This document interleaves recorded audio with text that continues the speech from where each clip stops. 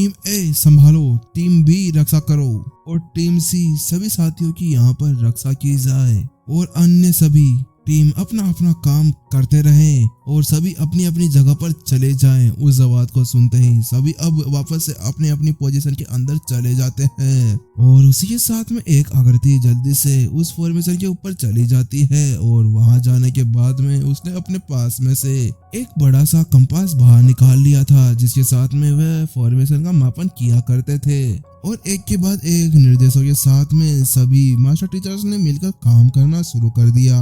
ऊपर वाली आकृति ने कहा ठीक है अब शुरू हो जाओ और उसी के साथ में सभी मास्टर टीचर्स ने अपनी अपनी एनर्जी बाहर निकालनी शुरू कर दी। अब उनके अंदर से लाइट्स बाहर निकल रही थी और वो ऊपर की तरफ जा रही थी। ऐसा लग रहा था कि कोई आतिशबाजी चला रहा हो। वह सभी एनर्जी अब ऊपर जाकर एक बंदे को ऊपर मिल गई थी जहाँ पर अभी वह मास्टर टीचर खड़ा हुआ था। जैसे ही उस सील के अंदर एनर्जी गई उसके बाद में उस सील के अंदर थोड़ी सी शांति आ गई। अब वह सील पहले ज्यादा स्थिर हो गई थी, लेकिन अचानक से नितिन ने कुछ देखा और उसकी आंखें सिकुड़ गई और सिकुड़ती ही गई उसको अचानक से कुछ याद आया। अगर ऐसे ही ये सब इस सील को और भी ज्यादा मजबूत करते रहेंगे तो फिर इसको खोलते टाइम बहुत ही ज्यादा समय लगने वाला है, जहाँ पर अभी 3 दिन लगने वाले थे। ऐसा लगता है कि अगर सील को वापस से मजबूत कर दिया गया तो ये 3 साल के अंदर भी शायद ही खुले।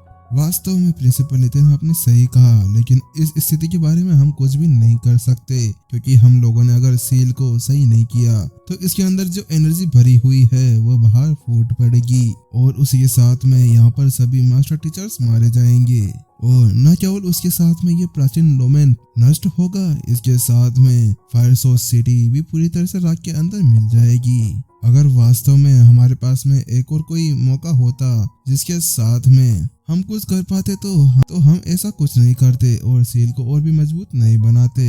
और इसके अलावा भी अगर ये सील स्थिर हो जाती है तो उसके बाद में भी आप तो देख ही रहे हैं कि इसके अंदर कितनी ज्यादा एनर्जी भरी हुई है, तो उसको देखते हुए तो कौन होगा जो इसके अंदर जाने की हिम्मत करेगा, क्योंकि आखिरकार हम में से ऐसा कोई भी नहीं था जो ये गारंटी दे सके कि अंदर जाने के बाद में ये ज्वालामुखी वापस से सक्रिय होगा या नहीं। और अगर फिर वो वापस से सक्रिय हो गया तो फिर आपको ही पता है हम सभी की वहां पे अंदर ही तंदूरी चिकन बन जाएगा।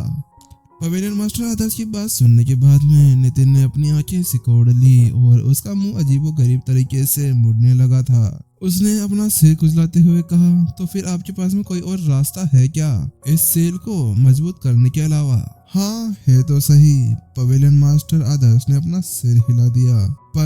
पर क्या आप मुझे बताइए। नितिन जल्दी से पवेलियन मास्टर आदर्श की तरफ मुड़ता है और उनसे पूछता है, क्योंकि नितिन को भी पता था कि स्थिति पहले से ही बहुत ज्यादा खराब हो चुकी थी। जितना उसको होना था उसके हिसाब से तो और इससे ज्यादा क्या ही स्थिति खराब होने वाली है। और इस बिंदु पर आते आते उसे वह सब कुछ करने की जरूरत है जो वह कर सकता था। पवेलियन मास्टर आदर्श ने बोला, बात कुछ ऐसी है कि जब ये एनर्जी ऊपर की तरफ आती है तो इसके साथ में ये कुछ और एनर्जी भी रहती है और वह एनर्जी इसी जगह पर रुक जाती है और वापस से ज्वालामुखी अंदर की तरफ चला जाता है, जिसके कारण इस सील के अंदर अब वह एनर्जी इकट्ठा होने लगी है, बिल्कुल एक गुब्बारे के समान जैसे उसके अंदर हवा भरी जाती है। स्टार्टिंग में तो इसका दबाव इतना ज्यादा नहीं था, लेकिन धीरे धीरे समय बीतने के साथ में इसके अंदर एनर्जी बढ़ती गई और अब सील के ऊपर बहुत ही ज्यादा दबाव पड़ने लगा। और इसके साथ में चाहे हम सील को कितना ही ज्यादा मजबूत क्यों ना कर ले, लेकिन एनर्जी को बढ़ते बढ़ते ये हमारे नियंत्रण से बाहर हो जाएगी। पवेलियन मास्टर आदर्श का समझाने का मतलब ये था, जैसे जैसे बांध के अंदर पानी बढ़ता जाएगा उसी की तरह उस बांध के ऊपर दबाव बढ़ता जाएगा और धीरे धीरे दबाव इतना ज्यादा हो जाएगा कि बांध भी उसका वेट नहीं सह पाएगा। उपाय यह है कि अंदर की जो ऊर्जा है उसको बाहर निकालना होगा और ये इस समस्या की जड़ को हल कर देगा।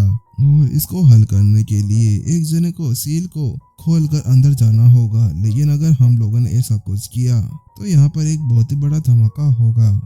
पवेलियन मास्टर आदर्श की बात सुनने के बाद में दिलीप और नितिन दोनों ने अपना सिर हिला दिया। वह बहुत ही ज्यादा मायूस लग रहे थे। वास्तव में वास्तव में पवेलियन मास्टर आदर्श सही कह रहे थे। उनके पास में और कोई चारा नहीं था कि वह इस सील को और भी ज्यादा मजबूत कर दे। इस बिंदु पर नितिन को अचानक से कुछ याद आता है। नितिन पवेलियन मास्टर आदर्श से पूछता है, मैंने कुछ सुना था कि यहाँ पर इस घटना को घटित होने से पहले राक्षस घूम रहे थे, क्या ये सही बात है?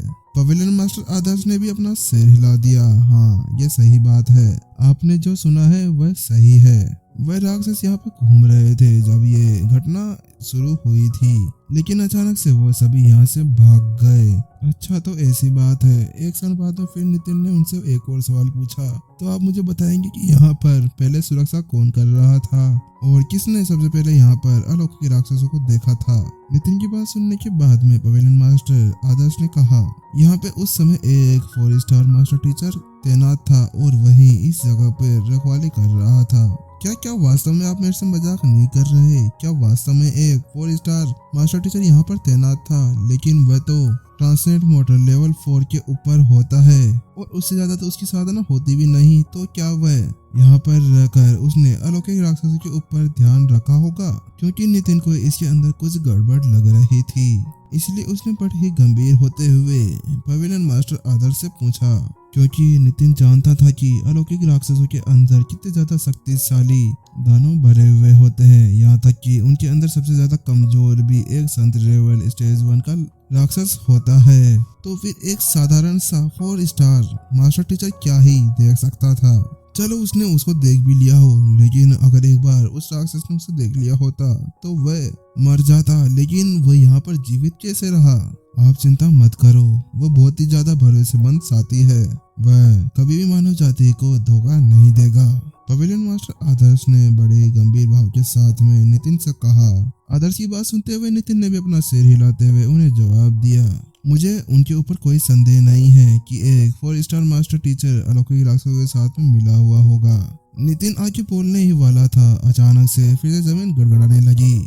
उस गड़गड़ाहट को देखने के बाद में पवेलियन मास्टर आदर्श ने कहा, जब शुरुआत के अंदर ये स्टार्ट हुआ था तो उसके अंदर कुछ समय लगता था। हर एक बार जब हमला होता था तो उसके अंदर 4 घंटे के अंदर वह हमला हुआ करता था, लेकिन जैसे जैसे वो बार बार उछाल होने लगा उसके साथ में ही उसके अंदर समय भी कम होता रहा और अब हर एक 10 मिनट के अंदर वह हमला होता है। हालांकि पिछले 2 दिनों के अंदर तो हमारी जो सेना है वह इस हमले को सहने में कामयाब हो गई थी, लेकिन अब जब 10 मिनट के अंदर वह हमला बार बार हो रहा है तो उसके साथ में हमारे सभी साथी कमजोर होते जा रहे हैं। हाँ, मेरे स्टूडेंट्स, इनका क्या होगा? नितिन अब बहुत ही ज्यादा निराश लग रहा था, क्योंकि उसको ही पता था कि अगर ऐसे 10-10 मिनट के अंदर हर एक हमला होता रहेगा तो उसके फॉर्मेशन स्कूल के सभी स्टूडेंट्स को बहुत ही बुरी चोटें लगेगी और ये भी हो सकता था कि उनकी साधना के अंदर गिरावट आ जाए।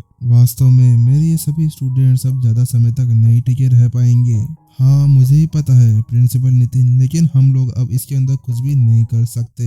हमारे पास में और दूसरा चारा भी तो नहीं है। बड़ी उदासी के भावों के साथ में पवेलियन मास्टर आदर्श ने नितिन से कहा। उन दोनों की बातों को सुनने के बाद में प्रत्युषा आगे बढ़ी और उसने कहा, क्योंकि बात ऊर्जा का है और ऊर्जा उसके अंदर भरी हुई है, तो क्यों ना ऐसा करें कि एक जगह से होल बना देते हैं और वहाँ की सील को हटा देते हैं, जिसके साथ में जो अंदर ऊर्जा भरी हुई है वो बाहर निकल जाएगी। इसके साथ में शायद आप इस समस्या से निपट पाएंगे। हाँ मास्टर प्रत्युषा, हम समझ गए कि आप क्या कहना चाहते हैं, लेकिन हम सभी ने पहले इसके बारे में सोच लिया है। लेकिन ऐसा करने से यहाँ पर और भी ज्यादा प्रॉब्लम बढ़ सकती है, क्योंकि हमें किसी को भी ये नहीं पता कि किस जगह से वह छेद बनाना है जहाँ से वह ऊर्जा बाहर निकल जाए। अगर हम में से किसी ने उस जगह पर गलत छेद कर दिया तो उसके साथ में जैसे एक गुब्बारा फटता है वैसे ही ये भी फट जाएगी और आसपास में सभी खड़े हुए मर जाएंगे। आपके अनुसार तो यह करना बहुत ही ज्यादा आसान लगता है, लेकिन यह है बहुत ही ज्यादा मुश्किल। यहाँ 7 स्टार मास्टर टीचर और 7 स्टार फॉर्मेशन मास्टर्स हैं, लेकिन उनमें से किसी में भी इतनी ज्यादा जोखिम उठाने की हिम्मत नहीं है। तो हमें इसके अंदर से जो एनर्जी है उसको निकालने के लिए एक अच्छा सा स्थान चाहिए। उन दोनों की बातों को सुनने के बाद नितिन की आंखों के अंदर चमक आ उठी। उत्साह के साथ में उसे नजर डालते हुए कहा, शायद ऐसा लगता है कि इस मामले के अंदर मैं कुछ कर सकता हूँ। और गाइस आज के एपिसोड यहीं पर ही खत्म। तो गाइस आज आपको पता है न्यू ईयर है, इसीलिए लेट हो गए एपिसोड। तो गाइस मज़ा आएगा, मेरे को लग रहा है ये प्राचीन डोमेन का जो जर्नी है इसमें बहुत ही तगड़ा मज़ा आने वाला है। तो गाइस यार हम लोगों ने हमारे सेकंड चैनल के ऊपर वीडियोस डालनी स्टार्ट कर दी है और उस पे नई सीरीज है, तो गाइस उसको भी जाकर एक बार सब्सक्राइब जरूर कर लें। हम दोनों चैनल को भी अब चलाना शुरू कर देते हैं, तो क्योंकि गाइस यार इसके ऊपर कुछ हो नहीं रहा, ये तो फिर बस मैं आप लोगों के लिए ही चला रहा हूँ। ठीक है गाइस, टाटा बाय बाय, फिर मिलते हैं कल हम नेक्स्ट एपिसोड के अंदर। गाइस कमेंट करिए जरूर बताइएगा कि एपिसोड्स कैसे लग रहे हैं।